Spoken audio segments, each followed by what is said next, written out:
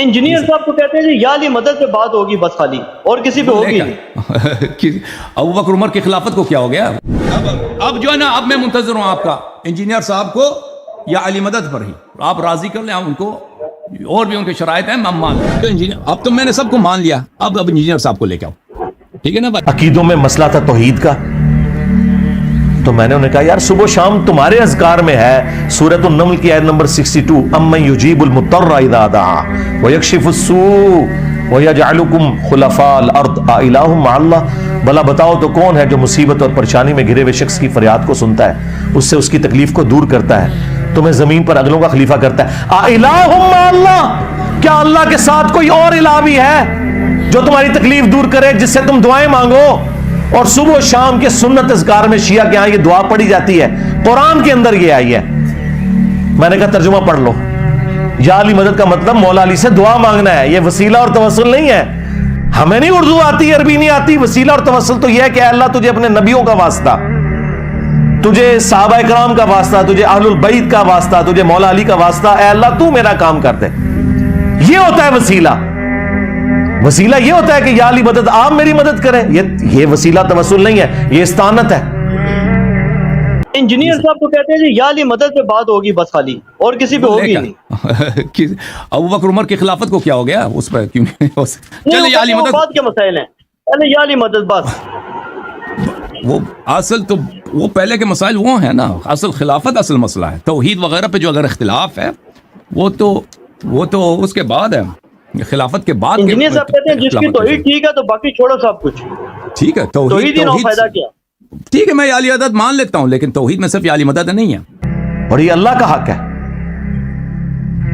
اور پھر میں نے کہا کہ کھولو ناج البلاغہ میں مولا علی نے جو حسن ابن علی کو خط لکھا ہے، اپنے بیٹے کو کہا اے بیٹا تو اس کی اولاد ہے جس نے عنقریب مر جانا ہے، فنا ہو جانا ہے اس نے۔ تو حضرت علی سے اگر یعنی آپ کا دل چاہے، آپ چاہتے ہوں کہ کچھ بات کریں یا مدد مانگیں، تو یہ بات آپ کے نزدیک صحیح ہے غلط ہے؟ میرے نزدیک بالکل صحیح، ٹھیک ہے، اور یہ شرک میں نہیں آتا؟ نہیں، بالکل شرک میں نہیں ہے۔ فنا کے لفظ ہیں، حالانکہ وہ اللہ کی جنتوں میں زندہ ہے، جسم مبارک بھی ان کا سلامت ہوگا، لیکن ان کا علی نے تو فنا ہو جانا ہے، اور اس ایک ذات نے باقی رہنا ہے۔ اے حسن، تجھے جب بھی کوئی مصیبت اور پریشانی ہو اللہ ہی سے مدد مانگنا، اور یاد رکھنا میرے بیٹے حسن، اللہ کا دربار وہ درگاہ ہے کہ اس نے اپنا کوئی دربان بھی مقرر نہیں کیا کہ جس کی اجازت کے ساتھ اندر آنے کی ضرورت پڑے۔ اور پھر ساتھ مولا علی نے کہا کہ نہ اس نے اس چیز کو ضروری ٹھہرایا ہے کہ تو کسی کا وسیلہ بیچ میں ڈالے، کسی کا واسطہ دے اللہ کو، اللہ نے یہ بھی کوئی ضروری نہیں ٹھہرایا۔ یہ بھی الفاظ موجود ہے ناج البلاغہ میں۔ تسی یا علی مدد لے کے بیٹھے ہو، مولا علی نے کہہ رہے کہ واسطے وسیلوں کی بھی ضرورت نہیں ہے۔ آپ مجھے بتائیں کہاں بھاگیں گے یہ؟ اور پھر مولا علی کا وہ خطبہ جو ناج البلاغہ میں موجود ہے، حضور کی میت پہ کہہ رہے ہیں یا رسول اللہ آپ کی موت اگلے انبیاء کی سی نہیں ہے، آپ کی موت نے آسمان کا زمین سے رشتہ منقطع کر دیا، اب قیامت تک کوئی غیبی خبر نہیں آئے گی، تواڈے سارے کشف، الہام، ٹھیک ہے جی، عقیدہ امامت اس اعتبار سے کہ اسے ڈیوائن مانا جائے، سب کچھ فارغ کر دیا مولا علی نے۔ اگر مولا علی کہہ رہے ہیں کہ آسمان سے خبر ختم ہو چکی ہے، مولا علی کو اگر خبر نہیں آ رہی تو بعد والے تو شاہی کوئی نہیں۔ پھر آج کوئی بابا آ کے دعویٰ کرتا ہے جی منو فلاں آیا ہو گیا تو ہو گیا، اور دوسرا انہوں نے کہا یا رسول اللہ اگر آپ نے ہمیں منع نہ کیا ہوتا تو یہ جو غم ہم پر آیا ہے نا، ہم اپنی جان یہاں دے دیتے رو رو کے، ماتم بھی فارغ ہو گیا۔ تو آپ اندازہ کریں ان کے اصول اور مبادی کے اوپر یہ سارے کے سارے معاملات میں لے کے چلا۔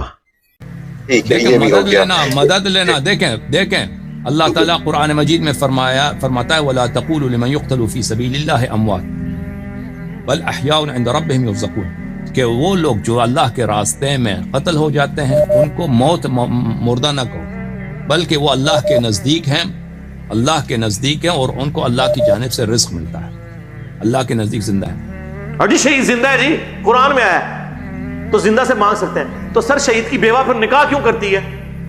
ہاں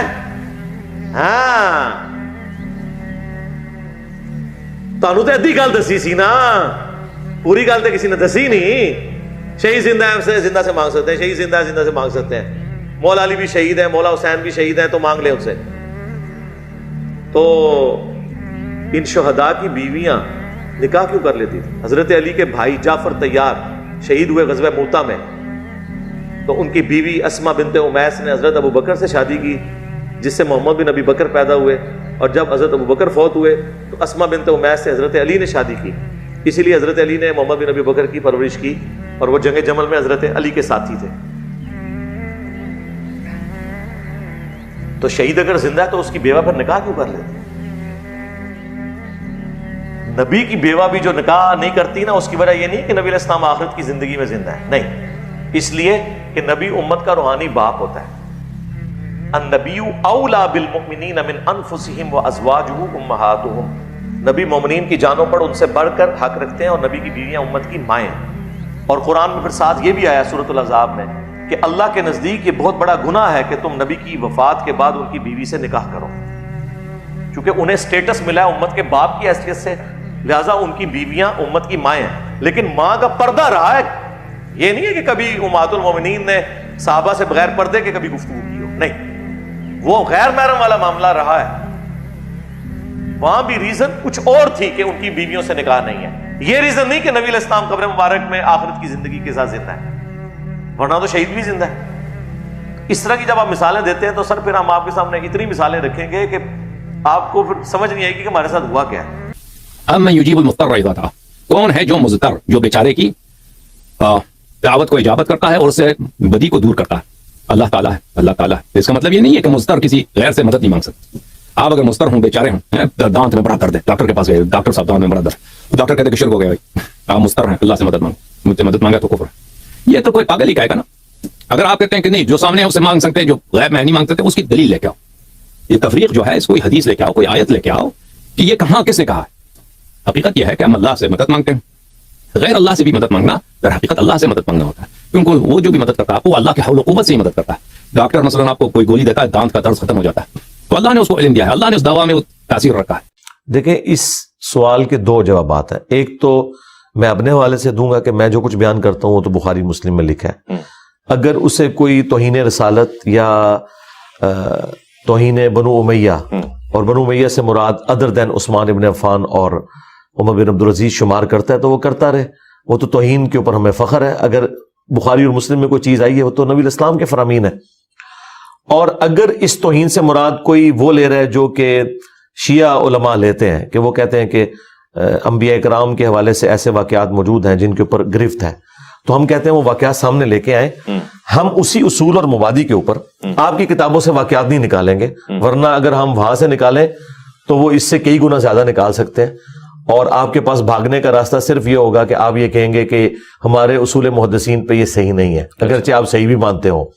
تو ہم to cut the story short کرتے ہوئے ہم قرآن سے اسی قسم کے واقعات نکالیں گے، اور پھر ہم آپ سے سوال کریں گے کہ قرآن کے اندر جو یہ واقعہ آیا ہے اگر یہ اخلاق سوز نہیں ہے تو صرف اس وجہ سے کہ اہل سنت کی حدیث کی کتاب میں کوئی واقعہ آ گیا آپ اسے اخلاق سوز کہیں گے۔ مثال کے طور پہ میں آپ کو دعوے سے کہتا ہوں، اگر حضرت موسیٰ اور خضر والا واقعہ، یہ لفظ خضر،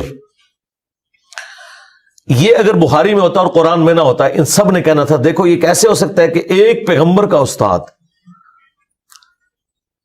جو کہ خود بھی پیغمبر ہے، خضر، وہ دوسرے پیغمبر موسیٰ علیہ السلام کو دینی تعلیم دے رہا ہے، اور اس میں ایک بچے کی گردن مروڑ رہا ہے جس نے ابھی بڑا ہی ہونا تھا اور پھر اس نے کرنا تھا، اور یہ اللہ تعالیٰ کی صفت عدل چیلنج ہو رہی ہے۔ شیعہ کے ہاں یہ بڑا ایک مسئلہ اٹھایا جاتا ہے نا صفت عدل کا، یہ صفت عدل چیلنج نہیں ہو رہی اس کے اندر کہ ایک بچہ جو ابھی بڑا ہی نہیں ہوا اسے پہلے ہی گردن مروڑ دی ہے۔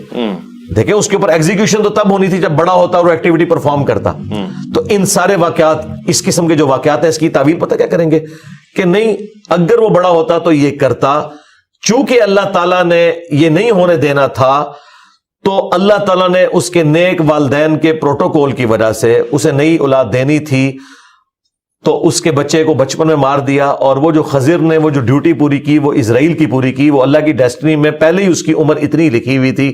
یہ ساری کی ساری کرالیز بنائیں گے، آپ 50 کرالی بھی بنا لیں، اس کو آپ دنیا کی کسی بھی عدالت میں لے جائیں، اس واقعے کو وہ پہلا سوال ہی عدل کے پوائنٹ آف ویو سے کریں گے کہ ایک بچہ ابھی بڑا ہوا ہی نہیں، اس نے کوئی ایکٹیویٹی کی نہیں ہے، اور اس کی بنیاد کے اوپر جو اس نے ابھی گناہ کرنا تھا ابھی کیا نہیں ہے، گردن مروڑ دی ہے۔ اس کا جواب صرف ہم آپ کو دیں گے کہ یہ مسئلہ تقدیر سمجھایا گیا کہ اگر کسی شخص سے बचपन में औलाद छीन ली गई है तो उसे सब्र करना चाहिए कि ऐन मुमकिन है कि वो औलाद बड़ी होकर उसके लिए वबाल जान बनती, उसे भी जहन्नम तक पहुंचा देती, इसलिए अल्लाह ने ले ली है और उसके बदले अल्लाह ताला ने एक और औलाद दे दी। ये पूरा जो वाक़या है ना, ये आपको तकदीर का मसला समझाता है, लेकिन ज़ाहिर है ये मानियात से ताल्लुक रखता है। जो सिफ्ते अदल वाला इशू जो शिया ने उठाया हुआ है कि अल्लाह पे अदल करना वाजिब है, उसमें तो फिर ये फिट इन उस उसूल और मबादी के ऊपर नहीं बैठेगा, लेकिन ये भी मानेंगे चूंकि कुरान के अंदर है और उसकी तावील करेंगे। तो इस तरह बुखारी और मुस्लिम में भी जो वाकयात आते हैं उनकी तावील की जाएगी। मुझे बताएं, अगर आपको इंसानी शक्ल में आके जिब्राइल ये बिशारत दे रहा है कि आपके यहां वो बच्चा पैदा हो रहा है जिसे हम जहान वालों के लिए निशानी बनाने वाले हैं, सैयदा मरियम को दी ना बिशारत, उसके बाद क्या ये जवाज बनता था कि सैयदा मरियम जब प्रेग्नेंट हुई हैं और बच्चा लेके आई हैं, उन्होंने पता क्या जुमला बोला है, काश मैं मर के मट्टी हो जाती, ये दिन ना मुझे देखना पड़ता। क्यों भाई नसीम मनसिया, तुम्हें तो जिब्राइल ने बिशारत दी हुई है, तुम्हें तो खुश होके जाना चाहिए कि अल्लाह का पैगंबर उठा के लेके जा रही हूं, यानी मुझे अगर ये हो मैं तो इस तरह एक्टिविटी परफॉर्म करूंगा। एक तरफ जिब्राइल इंसानी शक्ल में आके बिशारत दे रहा है और बताया अभी बच्चा पैदा नहीं हुआ और कहा कि ये वही है जिसके बनी इसराइल इंतजार कर रहे हैं, तो उनको तो खुशी के मारे फूले नहीं समाना चाहिए, उल्टा वो कह रही है काश में मर के मट्टी हो जाती। क्यों कहा? इंसानी तकाजा। यही बात अगर बुखारी में लिखी होती है, इन्होंने कहना था देखो सैयदा मरियम पे झूठ बांध दिया इन्होंने, मरियम को तो जिब्राइल बिशारत दे रहा था, ये कैसे? और ये मैं फकिया सिर्फ शिया को नहीं दे रहा, मुनकरीन हदीस को भी दे रहा हूं। ये एक तीर से मैं दोनों को इल्मी जवाब दे रहा हूं कि तुम लोगों ने इसका मजाक उड़ाना था कि अल्लाह का पैगंबर, उसकी पैदाइश उस औरत के यहां होने वाली है और पहले ही बिशारत मिल गई है, उसके बावजूद भी वो रो रही है और वो डरती डरती वहां जाती है। इससे भी बढ़कर हजरत ज़करिया अलैहिस्सलाम को जब उन्होंने हजरत मरियम के पास बेमौसमी फल देखे, दुआ की, अल्लाह ने बिशारत दी, दे दी, का निशानी कहा कि तुम 3 दिन तक कलाम नहीं करोगे मगर सिर्फ अपने इशारों से। अच्छा हो गया। तो जब फरिश्ते ने आगे बिशारत दी थी तो उन्होंने कहा कि मैं तो बूढ़ा हो चुका हूं, मेरी बीवी बांझ है, मुझे औलाद कैसे होगी? मुझे बताएं, मुझे आपको ये बात पता है कि अल्लाह चाहे तो बांझ को भी औलाद दे सकता है। हजरत ज़करिया अलैहिस्सलाम को नहीं पता था? पता था। एक इंसानी तकाजा, इंसान को हमेशा क्यूरियोसिटी रहती है कि यार ये कैसे होगा, कोई नई बीवी आएगी। अब ये मैं तावील कर रहा हूं, कुरान में नहीं है तावील लिखी हुई, ये मैं तावील कर रहा हूं। या यही बीवी अल्लाह ताला मेरे लिए उसको सही कर देगा, ये तो मतलब इस चक्कर में पड़ने की जरूरत नहीं है। और देखो वो फरिश्ते ने भी जो जुस्ता जवाब दिया है ना, उन्होंने कहा कि तू भी तो ज़करिया कोई शय नहीं था, अल्लाह ने तुझे बनाया था, तो अल्लाह ताला तुझे क्या औलाद नहीं दे सकता? ठीक है ना। तो इस तरह के वाकयात अगर अहादीस में आए होते हैं, इन्होंने मजाक उड़ाना था। देखो जी पैगंबर का स्टेटस हो सकता है कि वो दुआ मांगे और कबूल हो जाए और आगे से वो छोटी छोटी बातें करे। ठीक है। इसी तरीके से आप देखें जो 2 कव्वों का वाकया है सूरतुल माइदा के अंदर, जब काबिल ने हाबील को कत्ल किया तो उसे अब समझ नहीं आ रही थी, पहला कत्ल था कि इस मैंने लाश के साथ क्या करना है, तो अल्लाह ताला ने कुरान के अल्फाज है 2 कव्वे भेजे और फिर फिल इन दी ब्लैंक्स है, वो तौरात में बुरी तफसील मौजूद है लेकिन वो फिट इन बैठ रही है क्योंकि एंड पे वो जुमले बोलता है कि मैं तो कव्वे की मानद भी ना हो सका कि अपने भाई की लाश को छुपाता। इसका मतलब है जो तौरात में और इसराइली रवायतों में आया कि वो जो कव्वे लड़े उनमें से कव्वा मरा, दूसरे ने उसकी कब्र चोंच से खोदी और उसे दफनाया। इसके अलावा कोई और चीज फिट इन नहीं बैठती कि मैं कव्वे की मानद भी नहीं हो सका कि मैं अपने भाई की लाश छुपा सकता। ये अल्फाज तो कुरान में थे, इसका मतलब है कि वो बात बिल्कुल दुरुस्त है कि ऐसा ही हुआ होगा। अब ये वाकया बुखारी में लिखा होता ना तो इन्होंने कहना था जी ये कव्वे कहां पाए जाते हैं जी जो अपने मुर्दों को दफनाते हैं, ये तो है ही लॉजिकल वाकया है। जिसे वो कहते हैं जी बुखारी में लिखा हुआ है कि वो बंदरों ने संसार किया था, तो हम इनको कहते हैं भाई जहां वो कव्वे पाए जाते हैं ना जिस जंगल में, वहां पे ये वाले बंदर भी पाए जाते हैं। तो इस तरह के कई वाकयात हैं जो मैं कुरान से पेश कर सकता हूं। मसलन मूसा अलैहिस्सलाम, उनकी वालदा को बिशारत दी गई है कि बच्चा पैदा होगा, अपने पानी में डाल देना सब कुछ। कुरान तो कह रहा है कि वो जो भी बच्चा पैदा होता था फिर उन्हीं कत्ल कर देते थे। अच्छा, मूसा अलैहिस्सलाम को उन्होंने क्यों नहीं कत्ल किया? ये कहेंगे जी पानी में बहा दिया। मिसिंग लिंक्स में आपको जो बता रहा हूं, भाई पानी में तो बहा दिया, लेकिन वही औरत वॉकिंग डिस्टेंस पे फिरौन के घर जाती है और कहती है कि जी मैं तुम्हें एक ऐसा घर बताती हूं कि जहां ये दूध, अच्छा ये दूध वाला मामला आज के दौर में तो आप कह सकते हैं अद्वियात है, उस जमाने में तो ऐसा नहीं होता था। वैसे ये माँ उम्मे मूसा है या मूसा अलैहिस्सलाम की बहन है मरियम जो वहां उस फिरौन नहीं, वो तो बहन गई है ना। हाँ, वो कहती है मैं खबर देती हूँ ऐसे घर की। अच्छा, अब वो जो खबर दी उस घर की, उस घर वाले से किसी फिरौनी ने नहीं पूछा कि भाई تیرا دودھ کہاں سے اترا ہے, تیرا بچہ کدھر ہے جو پیدا ہوا تھا, وہ کدھر غائب کیا, کہ یہ وہ بچہ تو نہیں. اب یہ سارے مسنگ لنکس ہیں, کس طریقے سے ان کی عقل معاف ہوئی. ان ساری چیزوں کے اوپر ہم فلنگ دی بلینکس خود کرتے ہیں کہ اللہ تعالیٰ نے کوئی معجزانہ معاملہ کر دیا ہے کہ ان کی عقل جواب دے گی, اس طرح ان کا دھیان ہی نہیں گیا, لیکن قرآن میں تو نہیں موجود نا. یہ کیوں کرتے ہیں؟ فٹ ان بٹھانے کے لیے. ٹھیک ہے. تو اس طرح احادیث کے معاملے میں بھی تعویلات ہاں تعویلات, ہاں جہاں 180 ڈگری آ جائے اسٹیٹمنٹ وہاں تعویل نہ کریں. اچھا 180 ڈگری یہ ہے کہ قرآن ایک بات کر رہا ہے, بالکل اس کے اپوزٹ کوئی اور بات ہو رہی ہو, پھر 180 ڈگری ہوگی. اگر قرآن اس بات میں خاموش ہے اور سنت اس کی تفصیل کوئی بیان کرتی ہے, مثلا قرآن میں یہ تفصیل نہیں آئی کہ یہ واقعہ موسیٰ اور خضر کا کیوں ہے, لیکن بخاری میں موجود ہے کہ حضرت موسیٰ علیہ السلام سے بھرے مجمع میں کسی نے پوچھ لیا تھا کہ اس وقت سب سے بڑا عالم کون ہے, تو انہوں نے کہا کہ میں ہوں. یہ بات تو ٹھیک کی تھی انہوں نے, وقت کا پیغمبر سب سے بڑا عالم ہوتا ہے, لیکن اللہ تعالیٰ ان کی اس حیثیت کے مطابق یہ ایکسپیکٹ کر رہا تھا کہ سب سے پہلے وہ اللہ کا ذکر کریں. دیکھیں نا, آپ میرا تعارف کرواتے ہیں, میں جواب میں پہلا جملہ کیا بولتا ہوں, لا حول ولا قوت الا باللہ, اس کے بعد دروشی پڑھ کے پھر اپنی بات شروع کرتا ہوں. خدا کو شامل کیے بغیر آپ آگے نہیں جا سکتے. ہمارے نبی علیہ السلام سے ایک دفعہ اوور لک ہو گیا, انشاءاللہ کہنا بھول گئے, وہی نہیں آئی, پھر قرآن میں آیا کہ نبی کبھی آپ نے یہ نہیں کہنا میں یہ کام کل کروں گا, سورۃ الکہف میں, جب تک انشاءاللہ نہ کہیں. امت کی تعلیم ہوئی. تو اس طرح کے معاملات جو بشری تقاضے ہیں وہ انبیاء کے ساتھ اٹیچ ہیں, یہ ذہن میں رکھیے گا. انبیاء فرشتوں کی طرح نہیں ہے معصوم, نہ وہ روبوٹ ہیں. اچھا ہاں, ان کے اندر شر اور خیر دونوں مادے موجود ہیں. انبیاء کی عصمت میں اور فرشتوں کی عصمت میں بھی فرق ہے. ہاں, شر اور خیر دونوں مادے موجود ہیں, لیکن اللہ تبارک و تعالی ان کا خیر ایسا غالب کرتا ہے کہ ان کا شر ختم ہو جاتا ہے. جیسے نبی علیہ السلام جب معراج پہ جانے لگے تھے تو بخاری مسلم میں ہے کہ آپ کا سینہ چاک کر کے تو دل میں سے وہ لوتھڑا نکالا گیا اور کہا کہ یہ دنیا کا حصہ تھا. ایک 12 سال کی عمر میں بھی آپ کا اس طرح کا سینہ چاک ہوا. اس طرح کے سارے معاملات, تو یہ دیکھنے کی ضرورت ہے, یہ اس کو کوئی گستاخی نہ بنا لے, کوئی اور معاملات نہ لے کے چلے. یہ بڑے ڈیفیکلٹ ٹاپکس ہیں اور ان کے اوپر گستاخی کے فتوے ایک دوسرے کے اوپر لگانا یہ بڑا آسان کام ہے. ہم سے بھی کوئی آگے پوچھے تو ہم بتائیں گے بھائی یہ اس طرح نہیں بات, یہ یوں لکھی ہوئی ہے.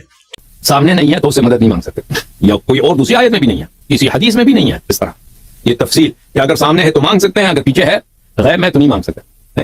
آیت تو مطلق ہے, دونوں کو صورتوں کو شامل ہوتا ہے, چاہے اس دنیا میں ہو, چاہے ٹیلی فون پر ہو, پردے کے سامنے ہو, پردے کے پیچھے ہو, یا عالم غیب میں ہو, کسی طرح بھی ان سے مدد نہیں مانگ سکتے. تو آیت کا مطلب یہی ہوا, مطلق ہوا. اس کی تفصیل کیوں نہیں بتائی رسول اللہ صلی اللہ علیہ وسلم نے کسی حدیث میں یا کسی دوسرے آیت میں؟ اور 700 سال تک ابن تیمیہ کے آنے تک مسلمانوں کو کیوں نہیں پتا چلا؟ اگر واقعا آیت کا مطلب یہی ہے, کوئی دوسرا بیوقوف ہے, امت کے رسول اللہ صلی اللہ علیہ وسلم کے امتی نہیں تھے, ان کو کیوں نہیں پتا چلا اس آیت کی تفسیر؟ سمجھ میں آ رہے آپ بات کو؟ آیت تو پڑھنا ایاک نعبد و ایاک نستعین, اور اس کی تفسیر میں لکھنا کہ یا علی مدد بھی ثابت ہوتا ہے, عبد القادر جیلانی کو پکارنا بھی ثابت ہوتا ہے, یہ تو بالکل 180 ڈگری رزلٹ ہے نا, اور یہ تو صراحتاً شرک ہے. وہ بالکل واضح قرآن میں آیت ہے. کہتے ہیں جی آپ نے یہ تو بتا دیا کہ صرف اللہ ہی سے دعا مانگیں گے, اللہ کے سوا کسی اور سے دعا نہیں مانگیں گے, یہ کہاں لکھا ہے؟ جی لکھا ہوا ہے, پہلے زمانوں میں نہیں لکھا ہوا تھا. پہلے آپ کے اوپر کوئی اللہ نے ایسی چیز مسلط نہیں کی تھی جو آپ کے ان شیطانی وسوسوں کا علاج کرتی, اب اللہ نے مسلط کر دی ہے. لکھا پرانا ہی ہوا تھا, نکالا میں نے. سورۃ النمل کی آیت نمبر 62, امن یجیب المضطر اذا دعا, بھلا بتاؤ تو کون ہے جو اضطراب اور پریشانی میں گھرے ہوئے شخص کی دعا کو سنتا ہے, وَيَكْشِفُ السُّوءَ, اور تم سے اس برائی کو دور کر دیتا ہے, اس مصیبت زدہ شخص کی تکلیف کو دور کرتا ہے, وَيَجْعَلُكُمْ خُلَفَاءَ الْأَرْضِ, اور تمہیں زمین پر اگلوں کا خلیفہ کرتا ہے, یعنی تمہارے ماں باپ کے مرنے کے بعد تم, تمہارے مرنے کے بعد تمہاری اولاد. الہم مع اللہ, کیا اللہ کے ساتھ کوئی اور معبود بھی ہے جس کی یہ کوالٹیز ہوں؟ قلیلا ما تذکرون, بہت کم ہی تم نصیحت حاصل کرتے. یہ آیت اس بات کا ثبوت ہے کہ اللہ کے سوا کسی اور ہستی کے بارے میں یہ عقیدہ رکھنا کہ وہ دعاؤں کو سنتا ہے اور مشکل کو دور کر دیتا ہے, گویا کہ اسے خدا بنانے کے, الہ بنانے کے, معبود بنانے کے مترادف ہے. اس کے بعد کسی آیت کی ضرورت نہیں.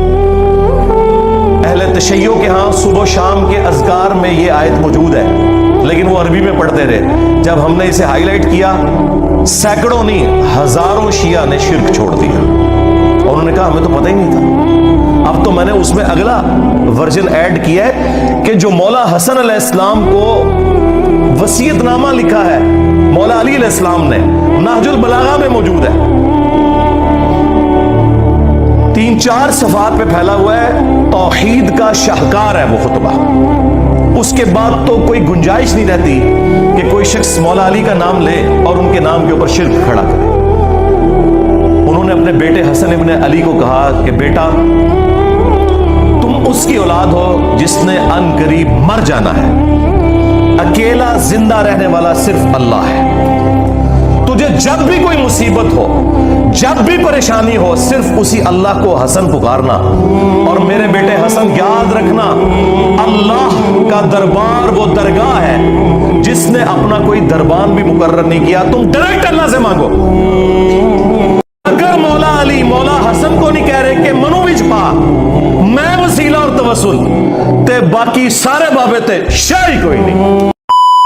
علی کی طرف سے بات منسوب ہے کہ آپ فرماتے ہیں کہ میں خلاف شریعت کام کا بھی دیکھتا ہوں نا تو مجھے آگ کو چلانے کا دل کرتا ہے، لگتا ہے کہ میں اس کو جو نا وہ آگ پکڑوں اور اس کام کو ختم کر دوں. سمجھائیے. میں خلاف شریعت بات دیکھتا ہوں تو آگ پکڑ کر اس کو ختم کرنا چاہتا ہوں. جی، تو سوال یہ پیدا ہوتا ہے کہ جب حضرت عمر کے بارے میں یہ بات مذکور کی جاتی ہے کہ حضرت فاطمہ کا جو ہے نا ان کو دروازہ ان پر مارا، تو اس وقت مولا علی کی غیرت کہاں پر تھی؟ اس وقت تو کچھ نہیں کہا ان کو.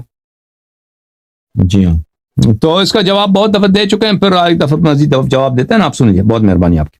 ٹھیک ہے، خدا حافظ. اوکے، جواب دیتے ہیں. 1 منٹ میں کتاب لے کے آؤں.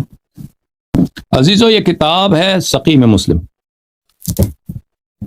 صحیح مسلم، تالیف حافظ ابو الحسین مسلم بن الحجاج القشیری نیشابوری، چاپ دار الفکر، بیروت لبنان میں سنہ 2010 میں بیروت لبنان میں یہ کتاب چھپی ہے. یہاں پہ ملاحظہ فرمائیے، باب طاعت الامراء وان منعوا الحقوق. امراء، حکام وقت کی طاعت واجب ہے اگرچہ وہ آپ پہ ظلم کریں، آپ کے حق کو منع کر دیں. یہ حدیث دیکھیے،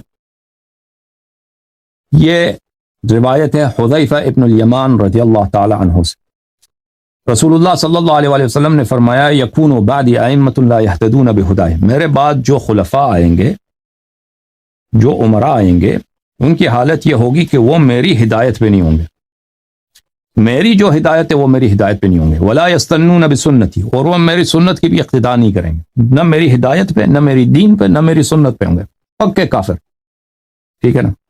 وَسَيَقُومُ فِيهِمْ رِجَالٌ، اور ان میں سے ایسے بھی خلفاء ہوں گے، ایسے امراء بھی ہوں گے، قلوبہم قلوب الشیاطین فی جثمان انس، کہ ان کی روح جو ہے شیطان کی روح ہوگی، روح انسان کی. شو دور الإمام علي؟ الإمام علي جبان؟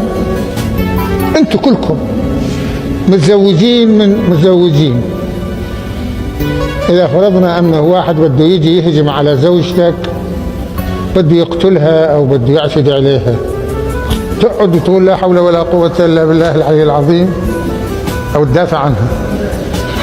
إذا ما دافعت عن زوجتك شو بيقولوا الناس عنك؟ هذا واحد. 2، لم يكن علي وحده في البيت، كان هناك جماعة من بني هاشم، حتى قيل أنه الزبير ابن عمة الإمام علي خرج مسلطا سيفه إلى الخارج، ما كانوا داخلين للداخل. هولهم أيضا يتركون الزهراء، هذا يكسر لها ضلعها وهذا ينقصها بالسيف وهذا ما يدخل البسمار بصدرها، مثل ما بيقولوا بسمار هيك زنجر، ما بعرف هذا معقول؟ هذا فكروا. شو بيقولوا؟ أنه النبي أوصاه. يعني شو معنى النبي أوصاه؟ قال له يا علي قبل ما يموت، إذا يقتلون بنتي حرام عليك تدافع عنها. في واحد عقل عنده عقل يتصور هالشيء؟ أدري موسى معقول النبي بيقول له أنه إذا بدهم يقتلوا بنتي التي هي حبيبة رسول الله أنك لا تدافع عنها؟ ولذلك أنا قلت يا عمي أنا والله هالمسألة ما مقتنع فيها. علامہ خوئی جو ہیں اہل تشیع کے، وہ بھی کذاب سمجھتے ہیں اسے. شیعہ کے نزدیک بھی جھوٹا راوی ہے، لیکن یہ سودا چونکہ وہ ذاکرین نے بیچنا تھا، اور مجھے دکھ ہے بعض علماء بھی یہ سودا بیچ رہے ہیں. شیعہ کے. ان کو تو کم از کم شرم و حیا کرنی چاہیے کہ اس کی سند ثابت بھی ہے کہ نہیں. پہلے تو سند کے ساتھ واقعہ ثابت کریں, اگلی بات تو بعد میں ہوگی. جب ایک چیز ثابت ہی نہیں ہے اور آپ وہ سودا بیچ رہے ہیں اور اتنی بڑی بات کر رہے ہیں, بالکل جھوٹا واقعہ ہے یہ. کوئی سیدنا عمر قاتل فاطمہ نہیں ہے, ورنہ مولا علی پوری زندگی کبھی بھی کمپرومائز نہ کرتے. مولا علی کو یہ حدیث نہیں پتا تھی, بخاری مسلم دونوں میں حدیث ہے, فاطمہ میرے جگر کا ٹکڑا ہے, جس نے فاطمہ کو تکلیف دی اس نے مجھے تکلیف دی, اور جس نے فاطمہ کو قتل کیا ہو مولا علی اس کے ساتھ ہو, اور اپنی بچی کا رشتہ ام کلثوم کا اس کو دے دیں. اور یہ وہ چیز ہے جو شیعہ کی کتابوں میں موجود ہے. وہ تعویل کرتے ہیں کہ جی وہ زبردستی لیا تھا, انکاری کوئی نہیں ہے. ذاکرین انکاری ہو جائے, ذاکرین تو ہے ہی جاہل ہے نا, ان کے پاس تو علم ہے ہی نہیں ہے. حضرت عمر چاہتے تھے میری اہل بیت کے ساتھ نسبت کام آئے مجھے قیامت والے دن, تو حضرت علی سے ان کی بچی کا رشتہ مانگا. تو اس طرح ہوتا.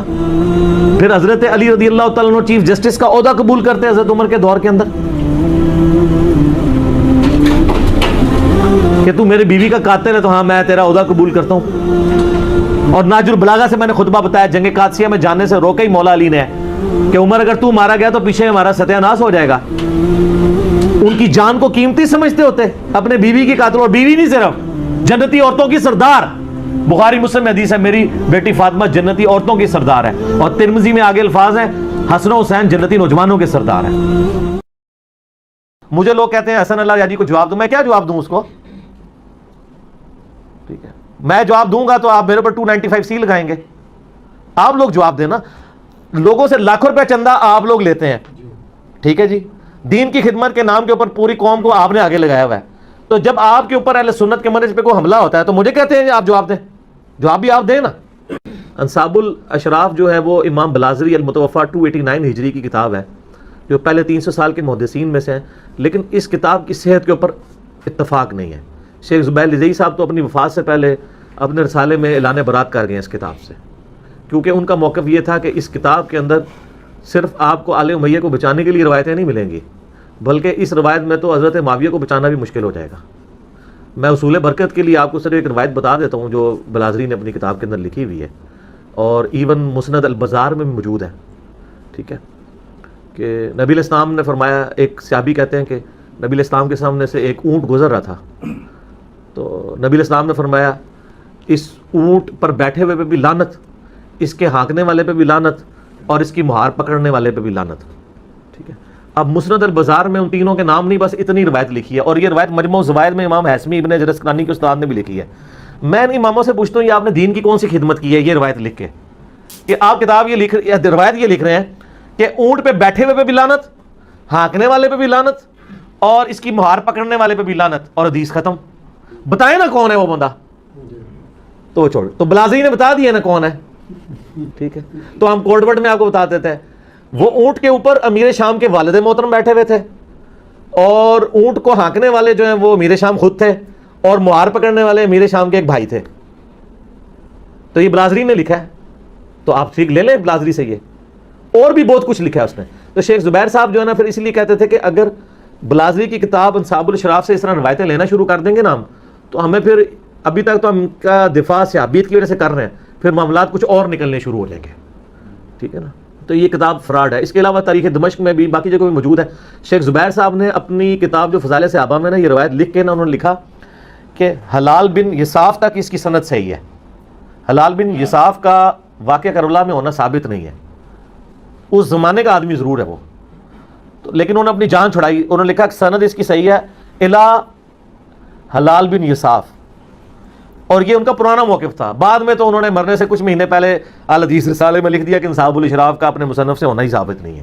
لہٰذا تو وہ اب میں مکتبہ اسلامیہ والے سے کہوں گا سر وہ فضائل صحابہ میں جو آپ نے یہ کہانی لکھی ہے نا 3 شرائط والی حضرت حسین کے چیپٹر میں, وہ کاٹ دو. وہ تو شیخ زبیر صاحب وفات وقت توبہ کر چکے تھے, اونٹ تک چھاپ رہے ہو, نکال دیں وہ. ٹھیک ہو گیا جی.